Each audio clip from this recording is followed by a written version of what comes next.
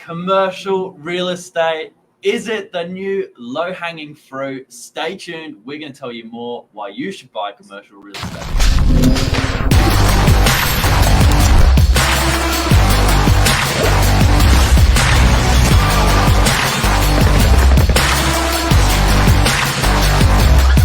I'm the ringleader, so listen up.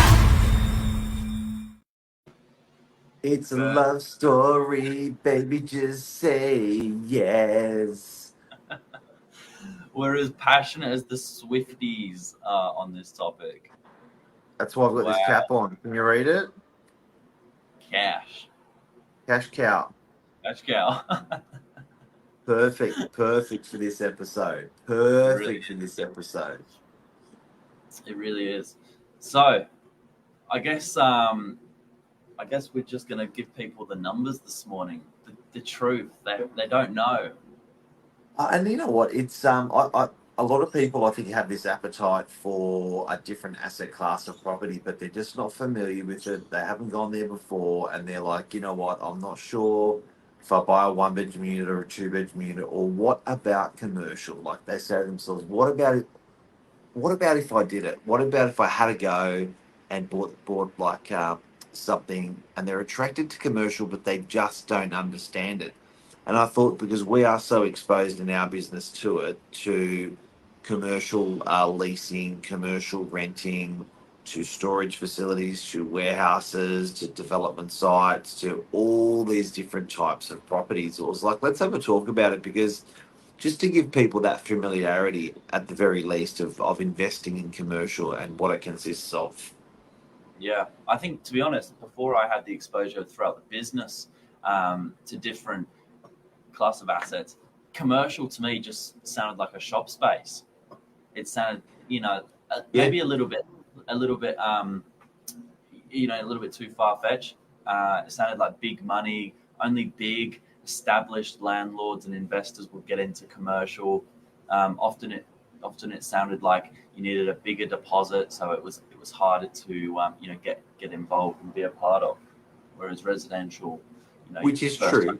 Easy. Which is true. I think that probably the biggest concern people have with commercial is the vacancies. They think that it's not as easy to rent as a residential, and when it does come up for rent, it's not as regular, but it's vacant for longer. So some of these shops can be vacant for 1, 2, or 3 months, 6 or 12 months. But I've got to say, a lot of that's the decision of the landlord, that they're really just trying to get that super high rent, and that they really don't care about vacancy. But when you're driving your local hood and you're seeing that property vacant all the time, you don't know whether that's the asset class that's not performing, or whether that's the owner that's actually just trying to really push that rental price in the market, and they don't care about the vacancy. Yeah, that's very true. And is that normal to see across everything? So we're talking about storage this morning, guys, and we're gonna show you some examples of some low-hanging fruit you can get involved in. But is that normal to see? I think storage or warehouses, I'd like to talk about the figures that I've given you. Okay. Yeah, I think there's both of them that are sitting in there, and they're both really, really important things to consider in the market. I like the long-term view, and I do have to say, in people's property cycle of investment, their attitude and their necessity for money changes. When people are in their 20s and 30s, they really want to build up the equity. You can't spend equity. So when people are in their 20s and 30s and 40s, they'll often go for that asset class of residential, because it's doubling, quite comfortably particularly northern beaches, particularly Sydney. It's doubling quite comfortably every sort of 8 to 10 years over, 50 or 100 years. But what happens is you can't spend that money unless you retire the asset, unless you sell the property. So a lot of people then turn that attitude over to commercial. Why? You tell me.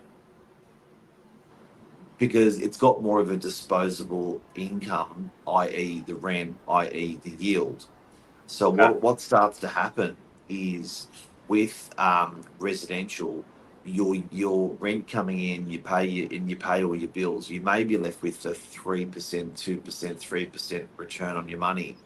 Whereas commercial, if you can often be left with, 7, 8, 9, or 10, percent return on your money. So for the amount of cash that you put in, Yep. they say the capital growth is not as strong in commercial, and they say the rental return or the yield that it returns is stronger in commercial. So as people get older, they're like, man, whether I have sort of 1, 2, or 3 million in the bank, it doesn't really matter. I need money to spend. I need money when I'm in my 60s and 70s to be Yep. able to, when I'm not working, to spend, to buy a car, to take a holiday, to help help the to take the grant. They need disposable cash, and the pension's not enough. But what's interesting is we've seen some really good case studies with some local commercial storage and warehouse. We'll, as I said, focus on the warehouses this morning that have had growth as strong as the residential sector. If not, maybe even tipped the edge and gone a little bit stronger. Bloody So impressive. it's really, really, yeah, really, really, really, really impressive. Would you happen to have those available for us to look at, Billy?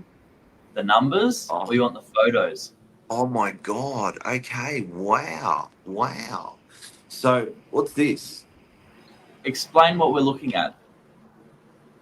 Okay. You want me to? Yeah. All right. So I did this project with my daughter on Saturday, who's started working in real estate. And I asked her, I said, listen, we're selling some warehouses in French's Forest. And she knew the warehouses we're selling. And I said, can you grab the last development that this developer built, the last warehouses that have sold in there? So she said, what do you mean? I said, well, 47 Villiers was the last development that Trend Omni had built.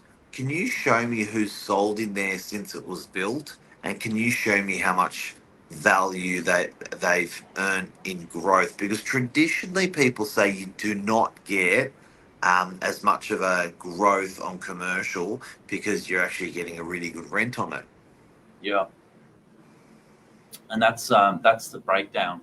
So all of these are commercial grade, obviously, big warehouse, ranging between 100 and nearly 400 square meters. You've got purchases from as early as 2017 through to 2021, and then most of the current resales were at the mid 2023.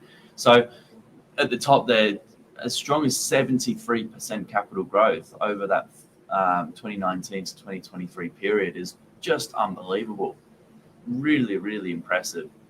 And you look at all the resales. I mean, they've all made money, but if you took an average there, that would certainly be on par with the residential sector. And this is in Chroma. I love that. Like, I just think if these guys have bought a factory, and I'll tell you where some of the magic was in that, is that when they put their deposit down, it didn't get built for 2-3 years down the track. So they only put down 10%. So the story got even better, where the actual ownership of that property was not as long as it looked there. So they're buying them for 500,000. At the time when they were buying them for 500,000, people were saying they were not cheap, but they're buying them for 500,000. And you can see now they're selling them for, on average, they were selling for $1 million now. Well, I know now if you're buying one there, you're spending $1 million. So, you're putting down 50 grand in that example. Not paying anything more for a couple of years. It then settles. It then rents. The rental returns were pretty good. So the rental returns they started getting were around that sort of 7% return, 8% return when they were actually had to be rented. So when we first started saying we're going to, when there were people buying, we're going, I reckon you're going to get it rented for 25, 30 grand. and then it was actually more like 40 grand, 45 grand. So the rental returns were very good. The capital growth was very good. That was a commercial example in Chroma, which was not a heavily desired suburb at the time, but it certainly is now. I think we covered commercial real estate pretty well. Do you want to show us a couple of photos before you go? Yeah, well, we've got a new one coming up in Warriewood. So here's an example of what you can buy. It's in, what would you call it? It's not exactly the fit out stage. That's what you're buying. Good photo to start with, Billy. It's great. Yeah. Pick the best one there. Let me start Thank you. with another one. Okay, that's better. Okay, so here we go. So this is just you nailed that. So this is in right near Monova Pittwater RSL Club, only a couple hundred meters away. And you can see there's sort of 2 stories in there. You can see it's a small building. There's probably only about 20 of them in there. I've just sold 3 in the last week. So to give you an idea, that back left one just went for about 1.4. That was one of the biggest ones in there. And apparently the guy there is going to be putting a triple. So it's a double car triple stack, so double wide but goes up 3 high, and a single car triple stack. So within a very small space, he's going to be storing 9 cars, and then he's got the whole warehouse left over. Wow. So it's a pretty cool, really, really funky.